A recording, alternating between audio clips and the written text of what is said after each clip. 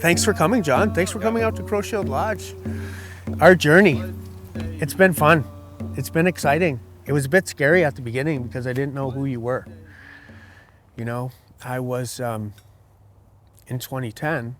That was the year that I found a new pathway, a pathway back to myself. Scariest thing I ever did, starting that pathway, finding it, and then knowing that I had roles and responsibilities, not only to myself, but to my community, to my family, and to creation.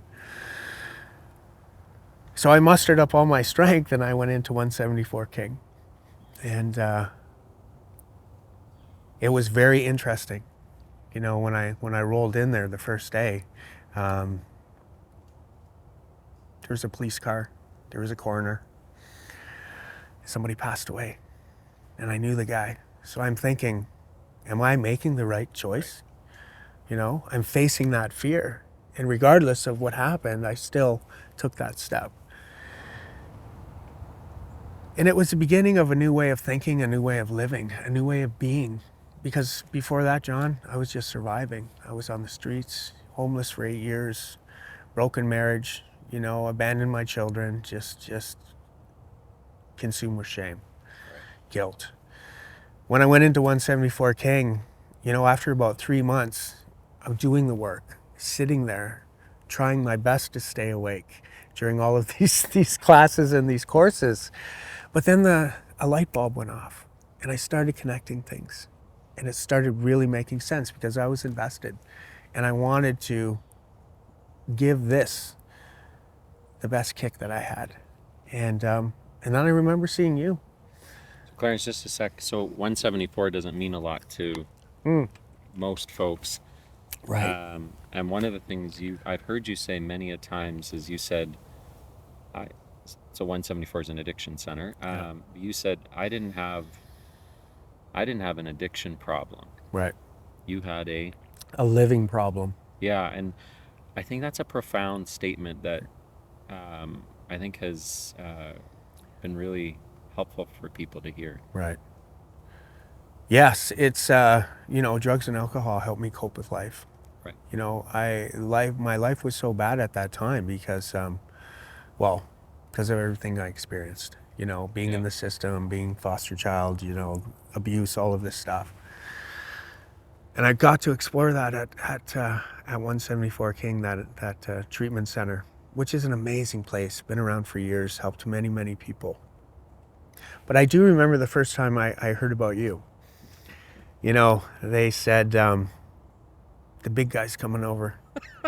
This guy called John Neufeld, he's the executive director, and we used to prop doors open. We used to do things, you know, and they said, gloves have to come out of doors. We got to pull the mats out. Everything has to be good. Because everybody was worried about this guy. And then I remember watching you come in because I was smoking at that time, and I was in the smoking area at the treatment center. I'm looking at you from far away, and I'm going, he kind of looks like me. Like we're the same age, you know, who is this guy, you know? But everybody's very, very anxious when he's around. I must have been new and nobody knew me at that point. Right. So yeah, okay. Mm-hmm. So what year did you start? I was August 31st, 2009. 2009. Yeah. Wow. So I was fairly new at that point. Yeah. Didn't know what I was doing. Probably still don't, but. Amazing. And you know what, John? I wanted to meet you. I wanted to see who you were. I wanted to see how you rolled. I wanted to see how people treated you and how you treated people. Right. Because I believe that's the best way that I can get a good read on someone. How they hold themselves, their character. So it took a while until we met. And I remember coming out of 174 King and going to an Indigenous treatment center right after that. Then I went to a healing lodge after that. Then I came back and I got my grade 12, and then I went to college. And before I went to college, I got a job at the House of Friendship. And I can remember talking to some people there. They said, Clarence, it's a bit of a risk for us to hire you.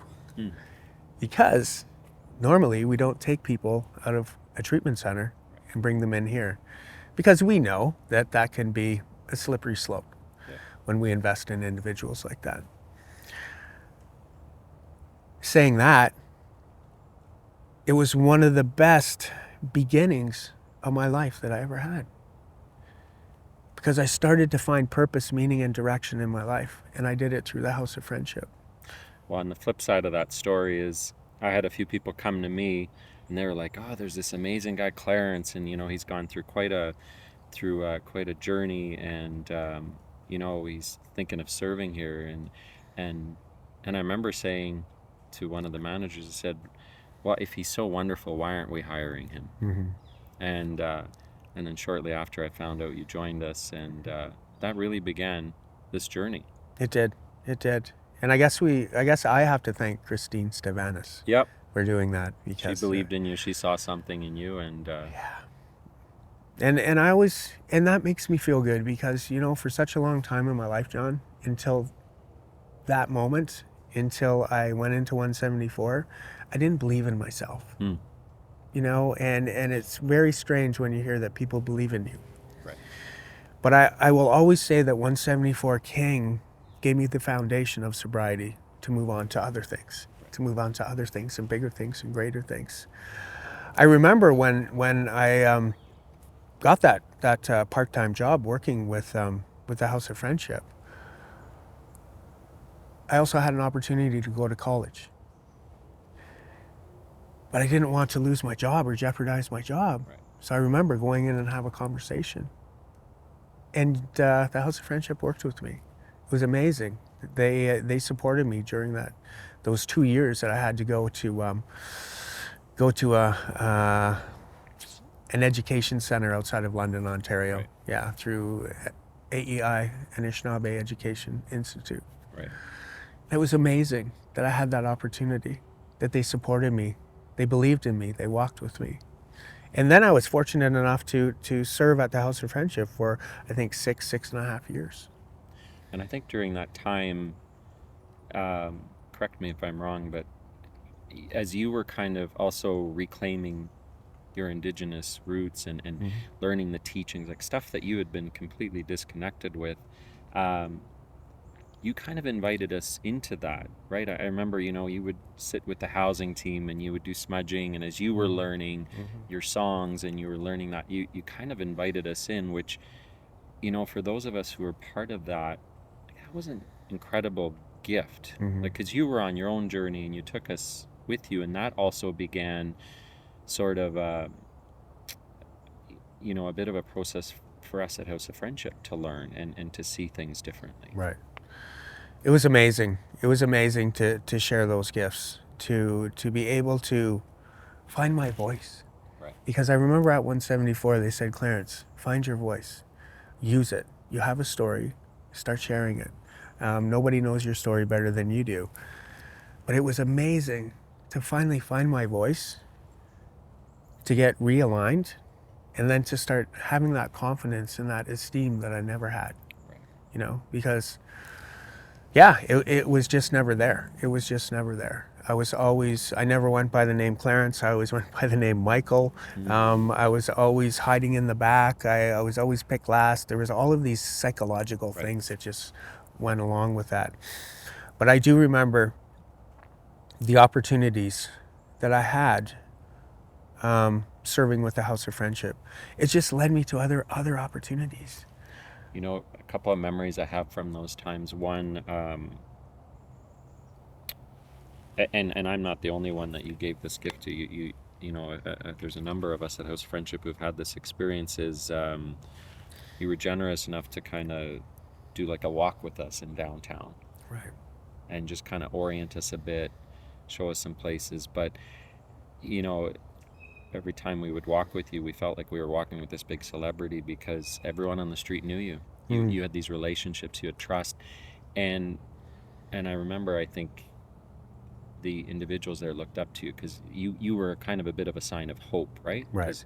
Because you were there one day and you kind of did the work, you've made the changes.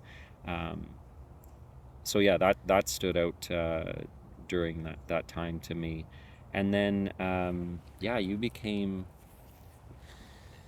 think as you grew in your own reclaiming your voice, it was very clear to see not only all your different gifts, but one of them was wisdom and vision. It is something that, and you just started sharing that with us. And there was so much teaching that you did, Clarence.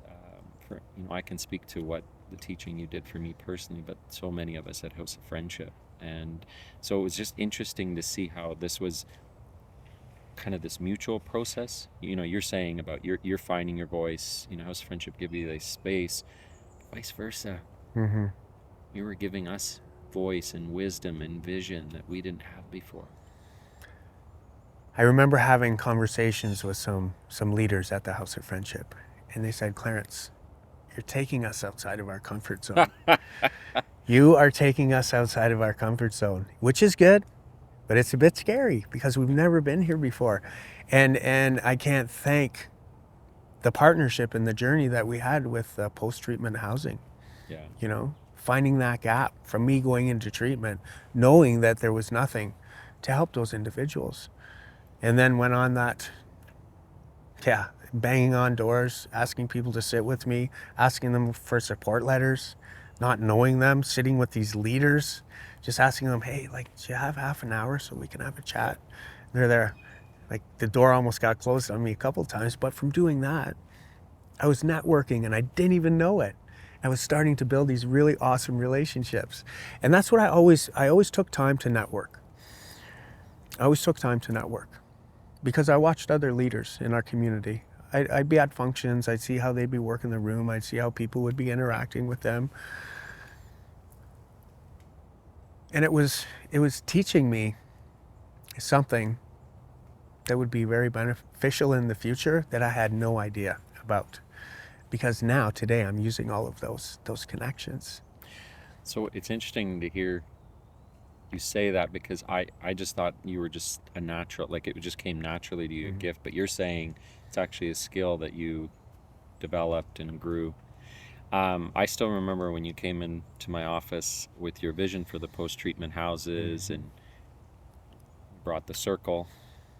You gave me some teaching, Yeah. but then you also said, I have this vision. And we went from having none of those in the community to all of a sudden, I think within a year, we had about 15 or 16 beds. And that was a whole journey that you went on.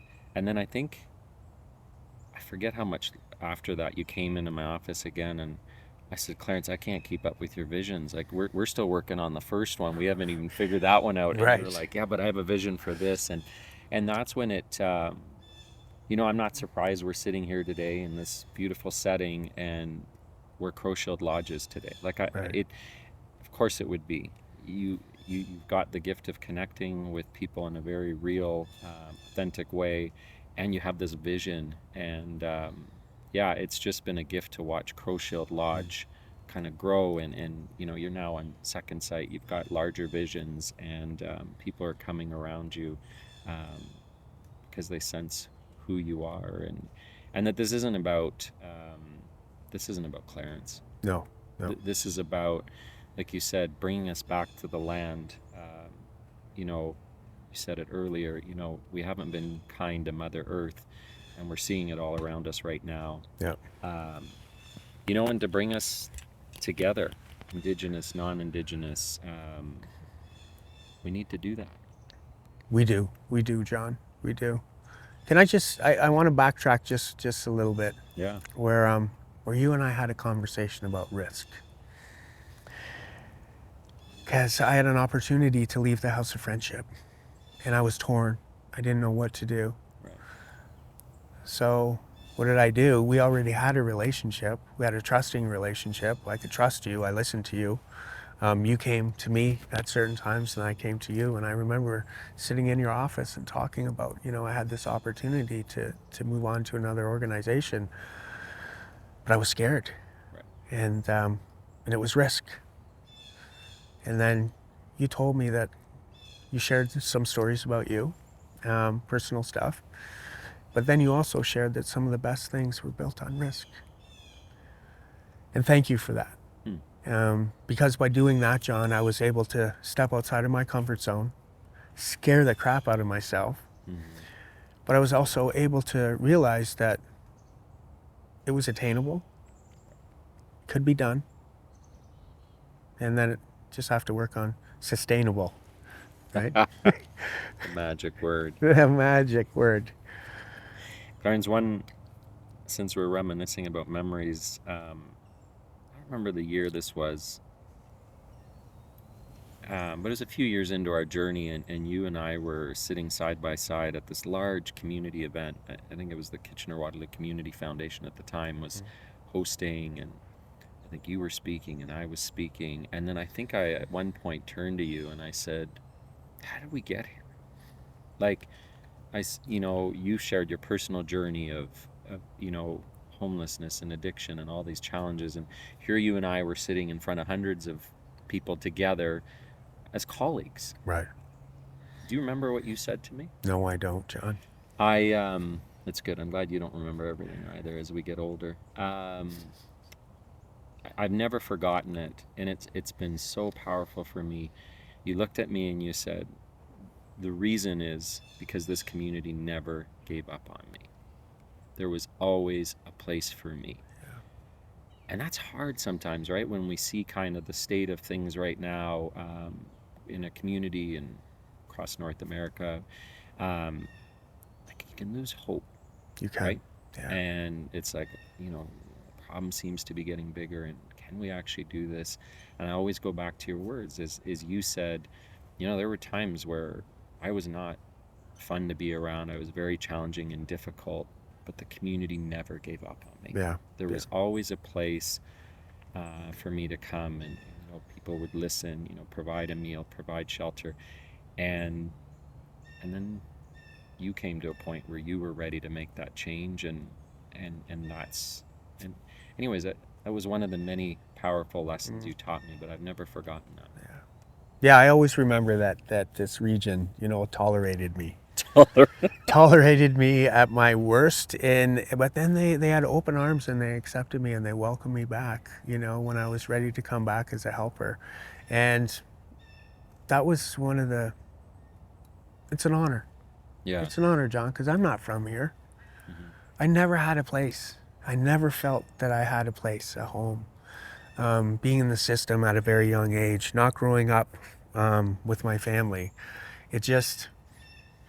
but then when you have that connection with a place or space or people, right, where you have that sense of belonging, where you feel that deep connection, that's what I feel here. And it's really strange because I'm not from here. right.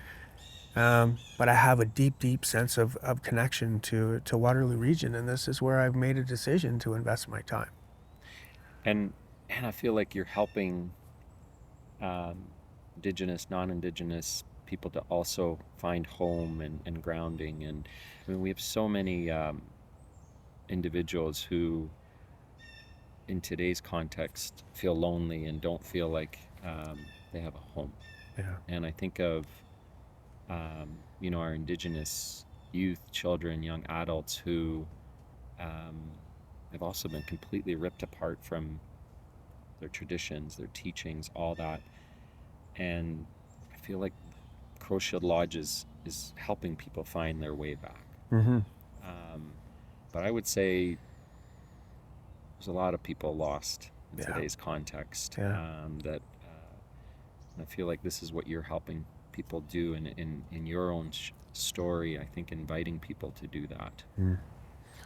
Yeah, we've created a pathway that has never been in our region before, and it's new. It's scary for some people, but it's up to the individual how far they want to go down that pathway. Because Crowshield Lodge sits on the teachings of the 7 grandfathers, which is humility, honesty, truth, bravery, wisdom, love, and respect. And it also sits on the values of the medicine wheel, right, where the white, the red, the black, and the yellow, those are the original 4 colors of man, and those quadrants are all equal, so no race is supposed to be here over the other one. So everybody's welcome here. It doesn't matter what color your skin is, what faith you follow, who you believe. We just want to get you reconnected to the land. We want to give you a sense of belonging. We want to give you an experience that you've never had before. Yeah. So I think you've just, I mean, how this idea started of doing this video was a year ago. I said to you, Mm. you know, truth and reconciliation, you know, now we've marked today, September 30th. And I just came to you quite honestly and said, I don't want to do some token thing to say, you know, we've acknowledged it, but Right. then nothing changes. And then you and I said, let's do a video. And um, so I'm assuming the wisdom behind that was you trying to model what reconciliation really is. And that is about my understanding of it is, yeah, non-indigenous, indigenous kind of building relationships, you know, addressing the hurt and the wrongs that have been done, building relationships, and trying to find a way forward. Right. But it's not in a very traditional, like, strat plan 1 2 3 kind of way, right? Right. It's relational, and you know that's also kind of scary and different, right? This isn't about check boxes, this isn't about to-do lists, this is taking risks, this is and so I'm assuming that's why you wanted to do the video, Right. or trying to do it versus another method. But anyways, I wanted to hear you why you suggested this. Well, I think visually, people have to see Indigenous and non-Indigenous people coming together. They have to see, they have to hear, they have to be. But it's time that we bring people together, that we find a new path of understanding as equals. We're in the truth part of reconciliation. I was hoping you would say that. It's going to take 7 generations to repair what Yeah. was done with the schools and the scoops and all of that stuff. We've gone through 2 generations, so we still have 5 more to go of the truth, more truth, sitting in the truth, feeling the truth, talking about the truth. Then possibly we can reconcile. We know what has to be reconciled. I don't know if there'll ever be a time when they're going to come to the Indigenous people and talk about the land. Right? So let's put that over there Okay. for now. Let's bring in allyship. Okay. Let's talk about allyship, which is a verb, means action. Allyship is why we're on this site right here. Our second site, this is Kitchener site. It took us 2.5 years to broker this deal with the region. Nobody else has ever been on a site like this. Nobody has made a land-based site like this, so it was a slow process. Frustrating at times, but well worth it.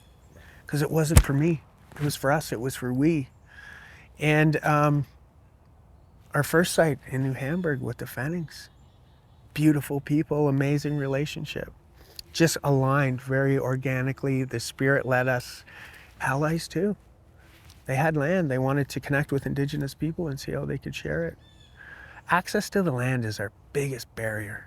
Biggest barrier. Right? Everybody thinks we want the land back. We don't want the land back. Some people do. Right. What we want is access to the land. So we can do our healing ceremonies. So we can do our circles. So we can just be on the land, have that connection. But we've had so many barriers, so many barriers, so many barriers. But that's all we want. We want to be able to have a voice at every table, Yep. every decision-making table. It'd be great if it would just slow down and say, have we brought the Indigenous perspective in? We want freedom to do our ceremonies. We want to relearn our languages. We want camps for our kids, for our children. We want care for our elders. Because we do things differently, right? But everybody has just always stuffed us into a box. Yeah. Well, because it's all about control, Yeah. power, Yeah. and we fear vulnerability. And we become so disconnected from the land that we actually don't know how to interact with it anymore, right? We want to control the land. We want to run over this beautiful kind of stuff with pavement and concrete. Yeah. And I hear your voice saying, like, slow down. Yeah. Yeah. Like, this isn't, you know, I think a lot of the things you've just said, Clarence, about when I review kind of the 94 calls to action and the truth and reconciliation, like that's what it's about. Yeah. It's education, it's the justice system, it's programming for youth, right? It's being called to the table. And, when I was reviewing it again, I was like some of this is not that hard. No. It's about choices and decisions, and um, yeah, and it takes time, and but it takes relationship and understanding and learning. And I love that you keep reminding me that there's truth and reconciliation, but we're, we're not at the reconciliation Yeah. part, No. and we've got to sit in the truth part, and that's not easy. I think a lot of people feel threatened by that, and I just want to jump to the solution Yeah.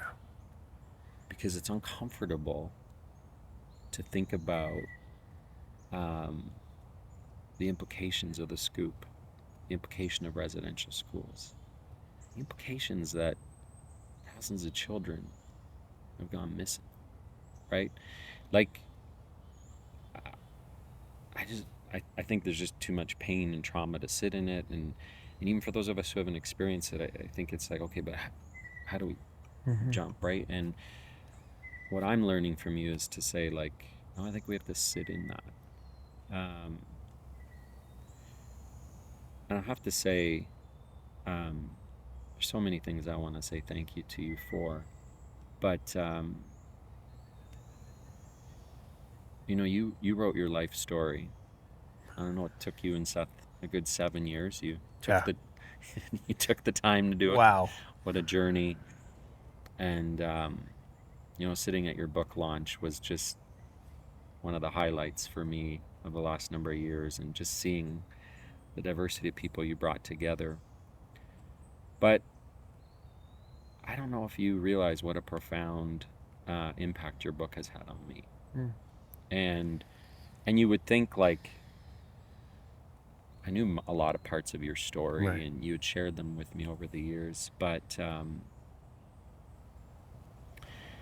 what your book did for me, Clarence, is I think part of the challenge of sitting in the truth part is you can educate yourself a lot, right? You can read a lot about the 60s scoop, and you could read a lot about residential school, like, and that's a good starting ground. Right. Like, I think we all need to do that. Challenge with that is it can become a bit of an academic or a theoretical thing. Do you know what I mean? Yep. Like, Yep. we could read about the Holocaust happened, or some other human tragedy happened that, like, impacted generations. But when I read your story, Mm-hmm.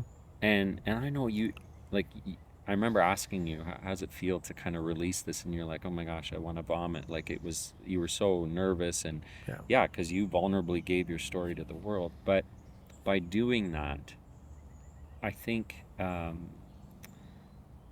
it made it real, right? Like, all of a sudden, the impact of what happened to your mom and dad Yeah. wasn't a theory anymore.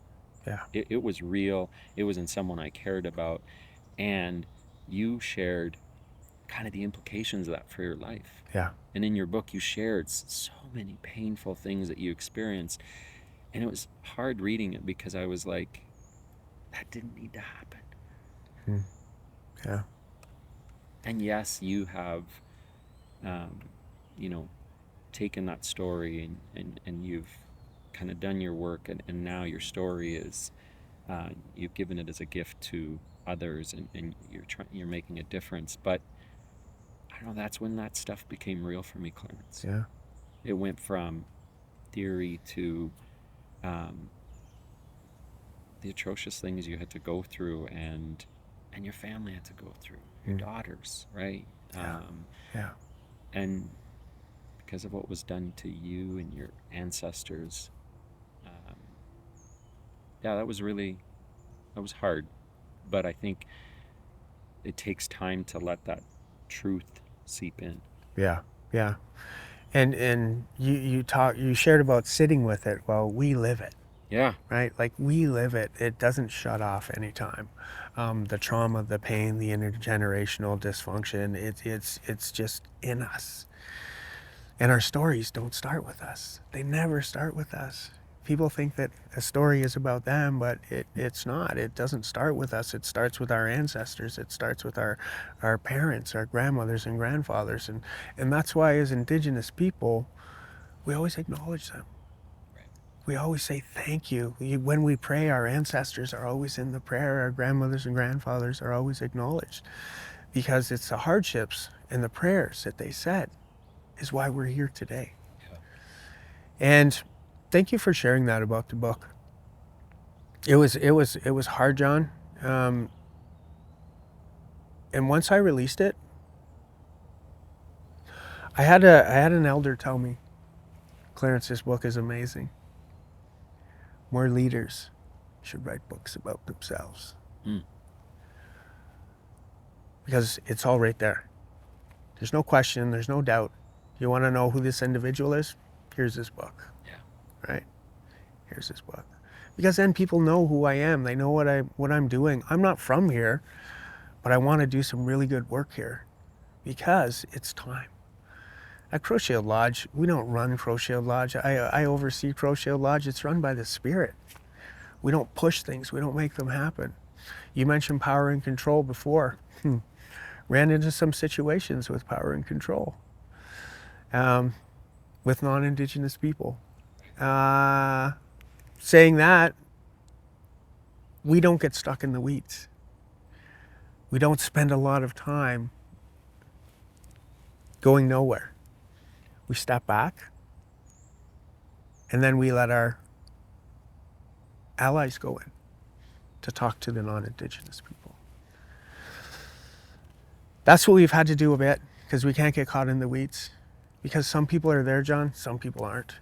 Some people will never understand the intergenerational traumas, the dysfunctions. Some people will just say, get over it.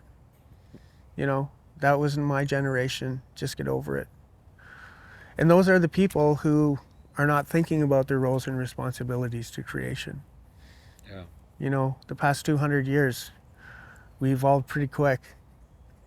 With that evolution, we forgot about our responsibilities. You know, we've managed to pollute the air, pollute the water, pull the trigger on global warming, lose 30% of the plants, animals. That happened in 200 years. What's going to happen in the next 200 years? That's what I'm thinking about. What we're trying to do at Crochet Lodge is we're trying to be the best ancestor we can be today. For your relations that are coming and my relations that are coming, Yeah. have these discussions. Lean into these discussions, create these safe and welcoming places, and start creating pathways for people to come in And slow down. and slow down. Yeah, I think after I read your book, we had a training with all of our leaders at House of Friendship, and I struggle with land acknowledgements. I think I've shared that with you. Right. I've heard enough Right. Indigenous brothers and sisters also kind of Right. share their honest opinions on them, and um, so I didn't want to just do that at that training, just so we could say, hey, we started our meeting with a land acknowledgement. Yeah. Let's move on. And so I asked all the leaders at House Friendship on the back of their name tag Mm-hmm. to write all their identities, and whatever they were. Yeah. It could be gender, it could be faith, it could be culture, it could be your, in relation to your family. Like, I was like, however you wanted to identify yourself. And then I asked people to kind of picture someone coming in and saying, there's something wrong with that identity. And because of what you believe or because of your gender or whatever, we're going to take your children away from you, or, we're not going to allow you to do what you do today. And I think it was a powerful moment for us leaders at House Friendship to kind of realize, to make it real, right? Because otherwise it's this, oh, it's that story our Indigenous brothers and sisters share, right? Right. No, but like picture that. Picture, because of your background, and someone saying, that's not okay, and we're going to take your children. Like, just, that breaks me. Mm-hmm. Like, if I really sit in that. And so I only share that because, I know you've heard that rhetoric of like, oh, that just happened in the past, like, move on. And it's like, what? Like, intergenerational trauma, this is going to take generations. And each generation, we have to kind of do something so that, like you said, my relations, your relations that are coming, that we're paving a different road for them. And that's what you're helping me do, Clarence, and understand, and and get more and more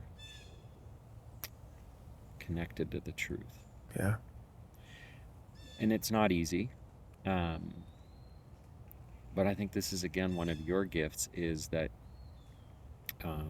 you do it in this non-threatening, safe, just kind of providing the opportunity, and you're not shaming me or anything. But you're always generously providing teaching and wisdom,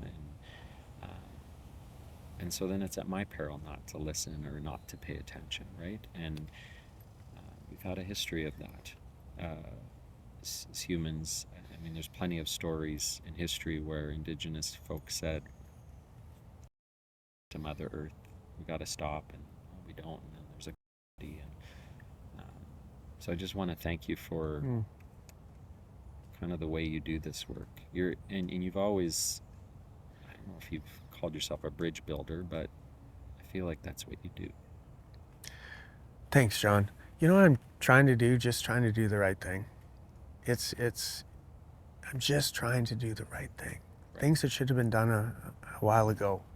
I'm trying to address things. It's not easy, but thanks for saying that. I like to build bridges, but I love to bring people together. Just all people. Just mix them up, right? Come on, come on. Come on, if you have a hard conversation, we're not going to call you out. We're going to call you in. Right. Let's go sit in the teepee by the fire. Let's talk about it. And we're never going to blame or shame anyone.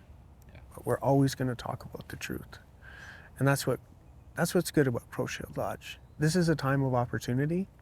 And there's so many endless opportunities that come to us every day in regards to forming new relationships, new partnerships, in regards to taking risks, in regards to challenging the system, because we're so conditioned to do things one way because we've been trained that way through the colonialist lens.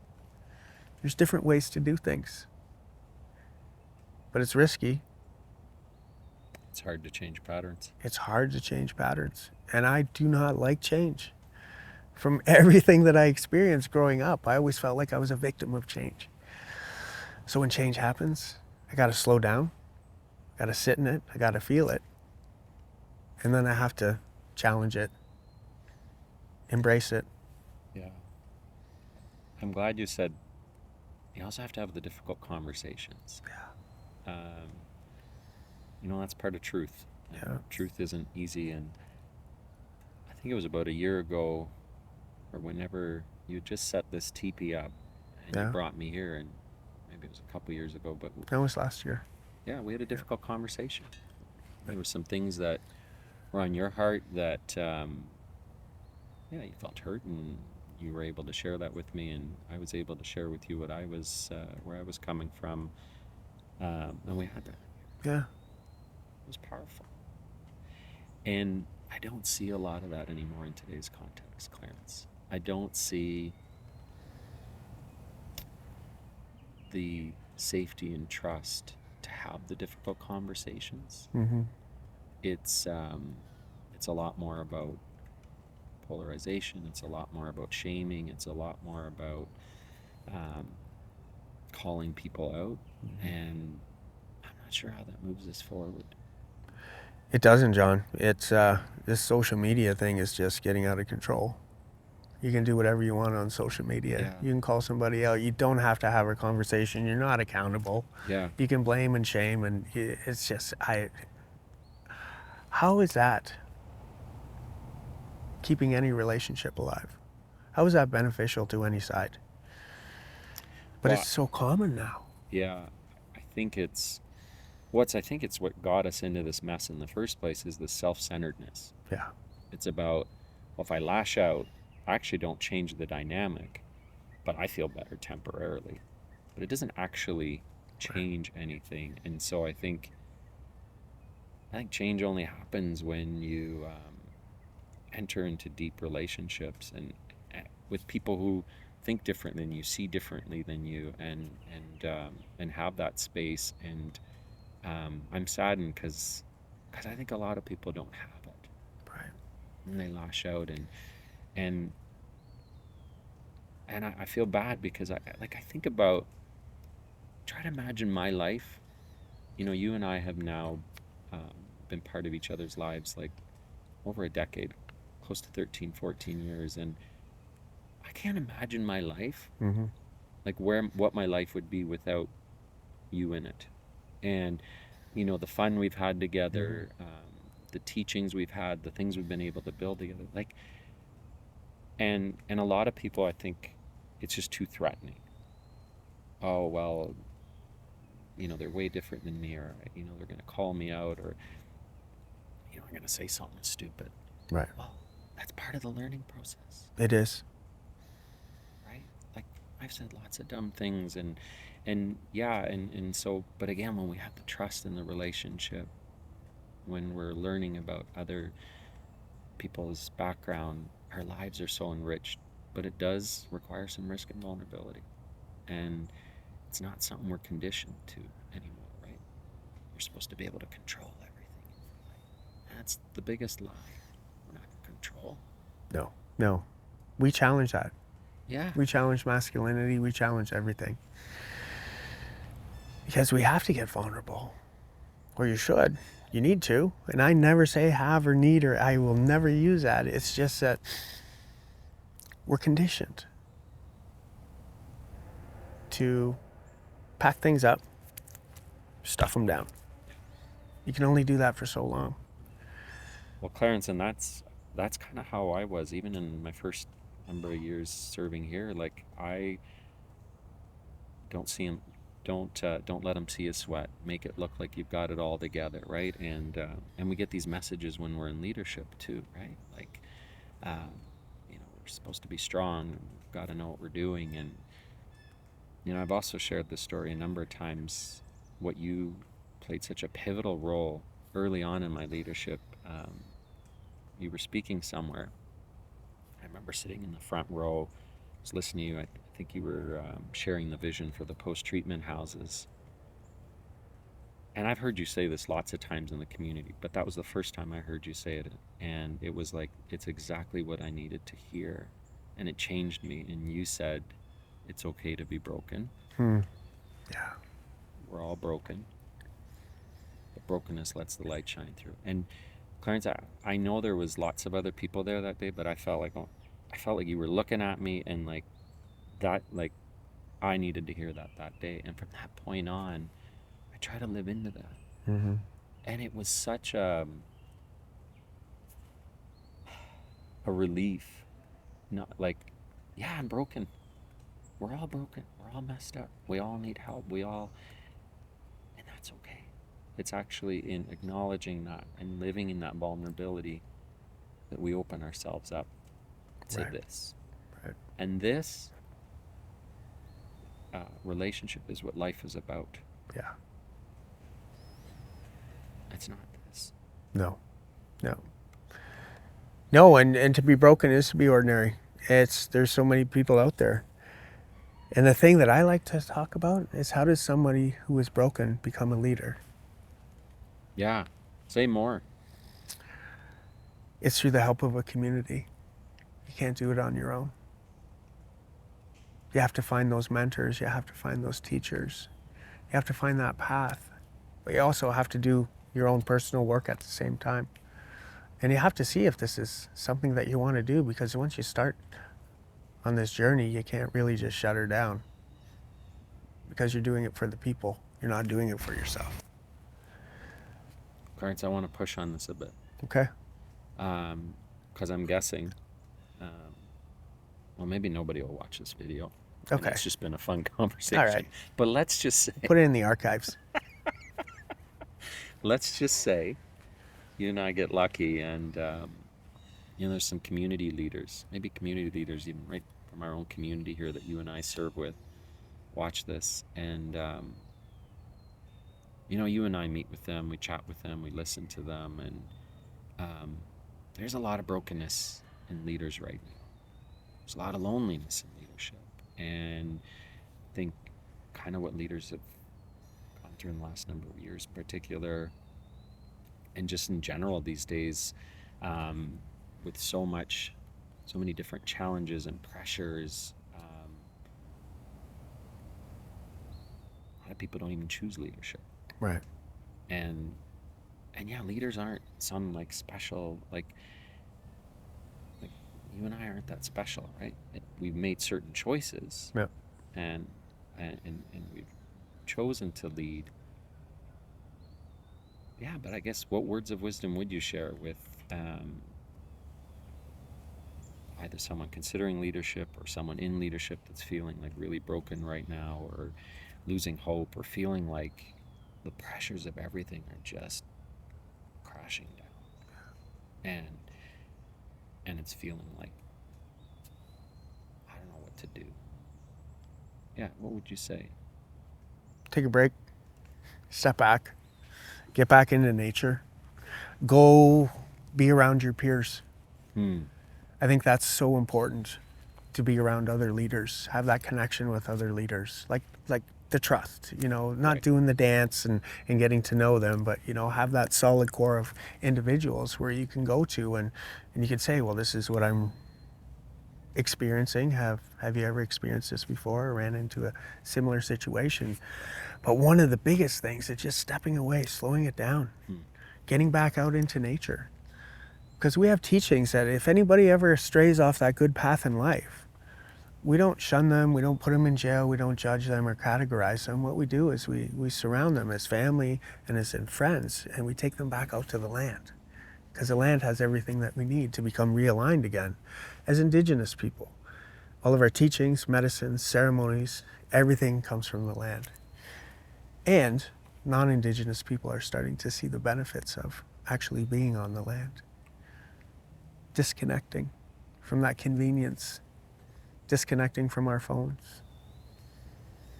And we became human doers instead of human beings.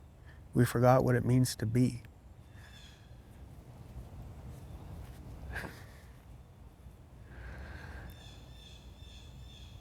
Yeah, and I think again, leader to leader, just kind of the gift you've been to me. There's been a few times through the pandemic, probably at my lowest points, all of a sudden I get a text from you, and you didn't know, like I hadn't sent out anything, or and then yeah, when you feel like, okay, I can't do this anymore, you get this message from you, and you said, hey brother, I love you, and just sending love. And I don't know if you remember the one text I sent you back.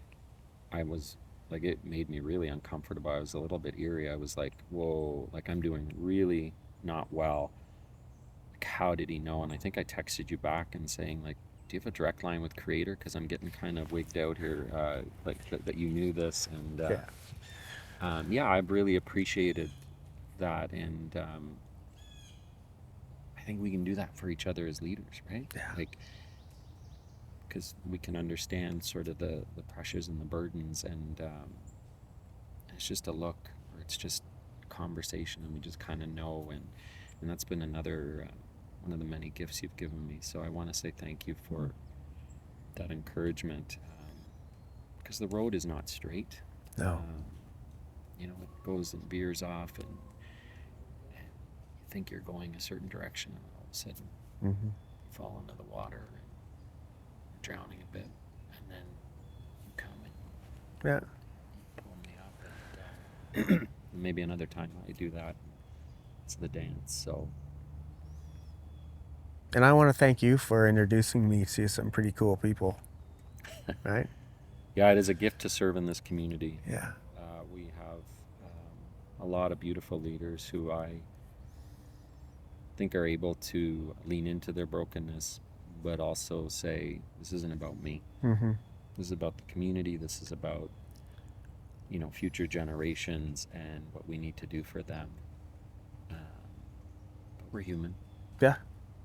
We say dumb things at times. We make mistakes, and just hope that we're given the grace that we give others at times, and you just kind of move forward. Well, I think I heard somewhere in the wind, if you're not pissing people off, you're not doing a good job. So I don't know where that came from, but I heard that. But we're all about community, right? We're all about community, and we've had some heavy discussions about community. Right. How do we bring community together? How do we feel the genuine pulse of the community? Well, I think you do that by bringing people from different sectors together and just bring them on the land, and getting their truth. Not a story, not a report or not an assessment, but the truth of what they see, of what they feel. Yeah.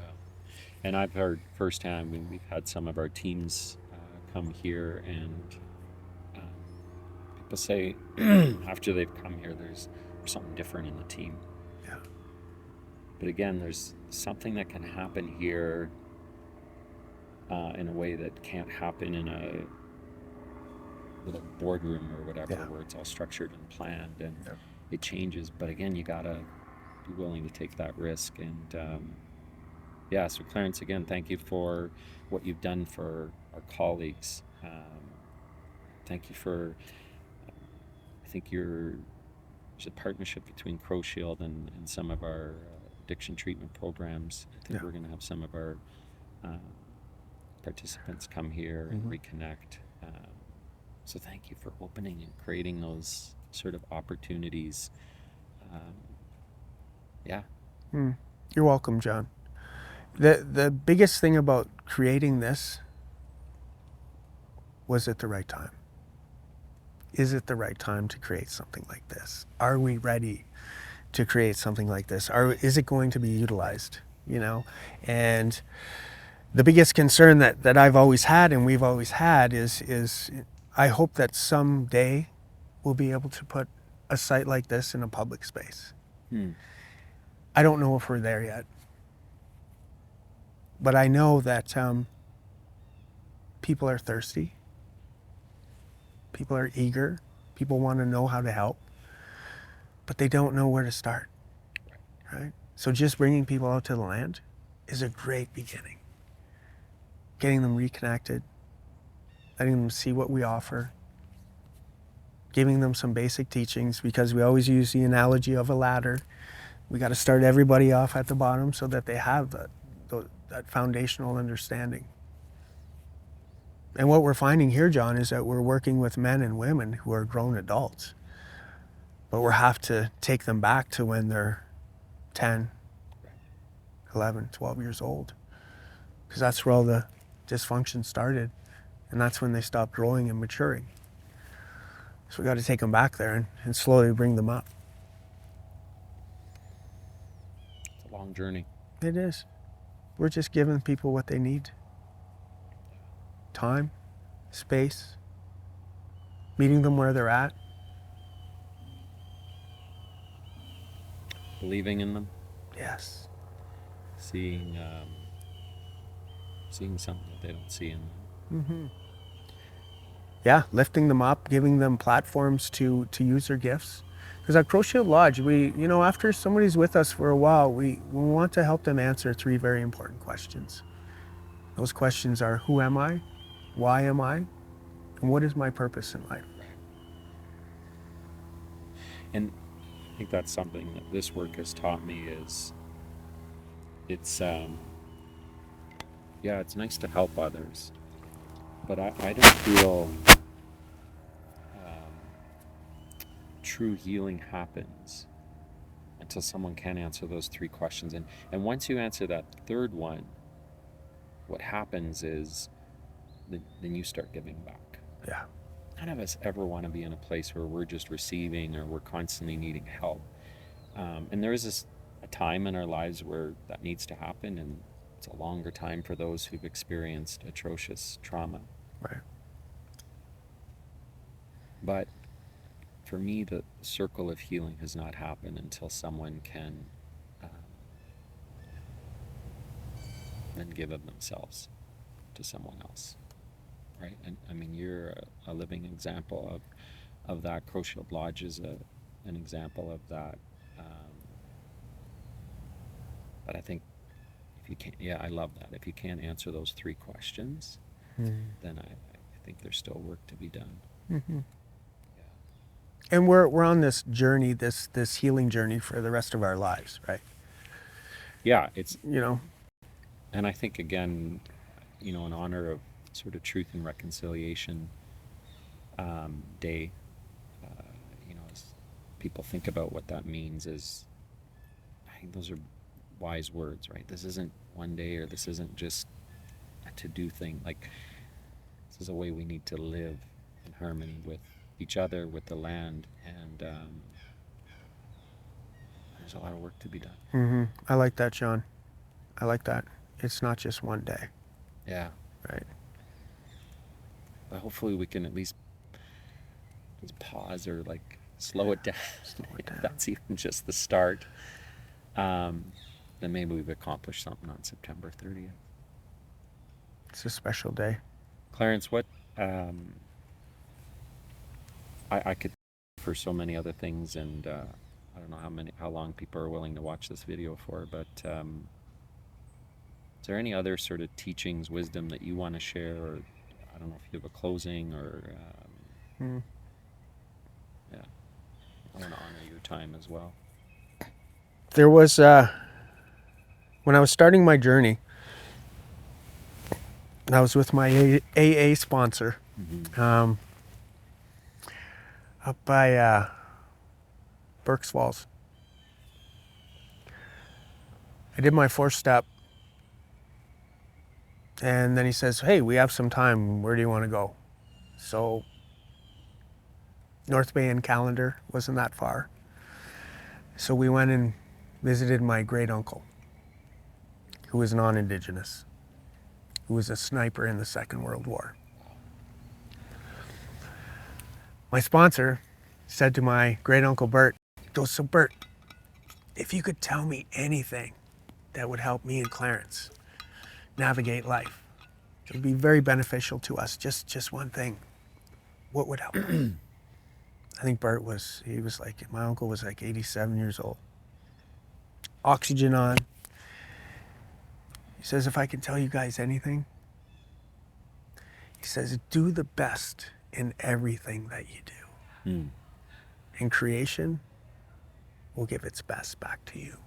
Wow. It's all about just doing the right thing. And when you do it, just try to do it to the best of your ability.